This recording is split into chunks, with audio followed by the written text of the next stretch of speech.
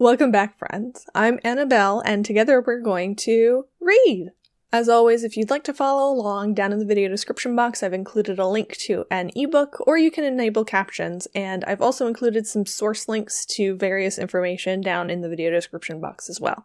I don't know if you've noticed, but it is the holiday season, and so today I decided we are going to read Reginald on Christmas Presents by H. Munro, or Saki.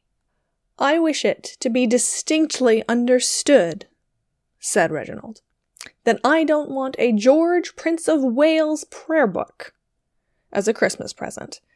The fact cannot be too widely known. There ought," he continued, "to be technical education classes on the science of present giving. No one seems to have the faintest notion of what anyone else wants, and the prevalent ideas on the subject are not creditable to a civilized community. There is, for instance, the female relative in the country, who, quote, knows a tie is always useful, end quote, and sends you some spotted horror that you could only wear in secret, or in Tottenham Court Road. It might have been useful had she kept it to tie up currant bushes with, when it would have served the double purpose of supporting the branches and frightening away the birds, for it is an admitted fact that the ordinary tomtit of commerce has a sounder aesthetic taste than the average female relative in the country. Then there are aunts. They are always a difficult class to deal with in the matter of presents. The trouble is that one never catches them really young enough. By the time one has educated them to an appreciation of the fact that one does not wear red woolen mittens in the West End, they die, or quarrel with a family, or do something equally inconsiderate. That is why the supply of trained aunts is always so precarious. There is my Aunt Agatha, par exemple, who sent me a pair of gloves last Christmas and even got so far as to choose a kind that was being worn, and had the correct number of buttons, but they were 9s. I sent them to a boy whom I hated intimately. He didn't wear them, of course, but he could have. That was where the bitterness of death came in. It was nearly as consoling as sending white flowers to his funeral. Of course, I wrote and told my aunt that they were the one thing that had been wanting to make existence blossom like a rose. I am afraid she thought me frivolous. She comes from the north, where they live in fear of heaven and the Earl of Durham. Reginald affects an exhaustive knowledge of things political, which furnishes an excellent excuse for not discussing them. Aunts with a dash of foreign extraction in them are the most satisfactory in the way of understanding these things, but if you can't choose your aunt, it is wisest in the long run to choose the present and send her the bill. Even friends of one's own set, who might be expected to know better, have curious delusions on the subject. I am not collecting copies of the cheaper editions of Omar Khayyam. I gave the last 4 that I received to the lift boy, and I like to think of him reading them, with Fitzgerald's notes, to his aged mother. Lift boys always have aged mothers. Shows such nice feeling on their part, I think. Personally, I can't see where the difficulty in choosing suitable presents lies. No boy who had brought himself up properly could fail to appreciate one of those decorative bottles of liqueurs that are so reverently staged in Morrel's window, and it wouldn't in the least matter if one did get duplicates. And there would always be the supreme moment of dreadful uncertainty whether it was creme de menthe or chartreuse, like the expectant thrill on seeing your partner's hand turned up at bridge. People may say what they like about the decay of Christianity.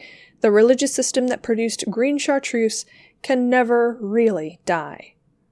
Then, of course, there are liqueur glasses, and crystallized fruits, and tapestry curtains, and heaps of other necessities of life that make really sensible presents. Not to speak of luxuries, such as having one's bills paid, or getting something quite sweet in the way of jewelry. Unlike the alleged good woman of the Bible, I'm not above rubies. When found, by the way, she must have been rather a problem at Christmas time. Nothing short of a blank check would have fitted the situation. Perhaps it's as well that she's died out. The great charm about me, concluded Reginald, is that I am so easily pleased. But I draw the line at a Prince of Wales prayer book. The end. I really enjoyed the mention of the Omar Khayyam reference when that is where Saki got his pen name from, though not one of the cheaper editions, I'm sure. Reginald on Christmas Presents first appeared in the Westminster Gazette in 1904, and then it later appeared in Saki's third book called Reginald. Apparently he wrote a whole lot of short stories, but he wrote a whole lot of short stories specifically around this character that was kind of satirical, designed to point out social mores of Edwardian England, Reginald. And apparently this was so popular that there was a sequel, Reginald in Russia. Apparently people really liked social foibles, and Saki really kind of packed a lot of stories into a relatively short life. He was technically too old to enlist by the time World War I came around, but he did anyway. He ended up being a trooper, and he was killed in action. By all accounts, his last words were to a fellow soldier who was in a foxhole with him. They were, "Put out that damned cigarette," before he was shot by a sniper. Christmas time! I chose this particular story for this week because despite the fact that Reginald is obviously intended to be, lampooning the behavior of people in Edwardian England, there's kind of a lot of parallels to modern day and modern day present giving. It seems like for the last 5 years or so, every single year, somebody goes viral on one social media platform or another just by saying, hey, please don't get these crappy kits of art supplies for your niece or nephew who might be interested in drawing. And both those posts and this have this kind of sense where it's like, well, he's not wrong, but when I was about 10 or 11, right at that age when you are in your young teens and you really want to feel very grown up, my grandmother started getting me these matching sweatsuits with kittens and stuff on them, and I just really wanted to not wear that to school. And my mother was like, well, they're really nice, you can wear them around the house, and we'll just wear them to grandma's house and it'll show her that you like them. So of course, if you don't communicate that you this is nice, but please don't buy me this again, she's gonna see you wearing them and say, oh, she clearly really likes them. I should probably get her some more. So that's the story of how I got a lot of sweatsuits from my grandma. And much like the ants in the story, she has passed away now, so I don't feel too bad about dragging her for it on the internet. And really, I think my favorite part of the whole piece is how Reginald goes around regifting all of these presents that he didn't really like.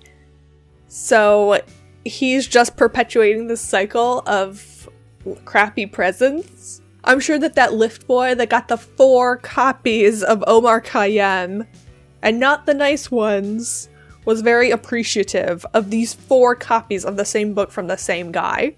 I just found this one really funny and also very relatable. But then maybe I'm just a terrible person. Let me know down in the comments if I'm a terrible person. That doesn't seem like something I should be asking the internet. But if you want to tell me I'm a terrible person while you're down there, you might as well subscribe so that you don't miss next week when once again, Annabelle will read. I'll see you guys next time.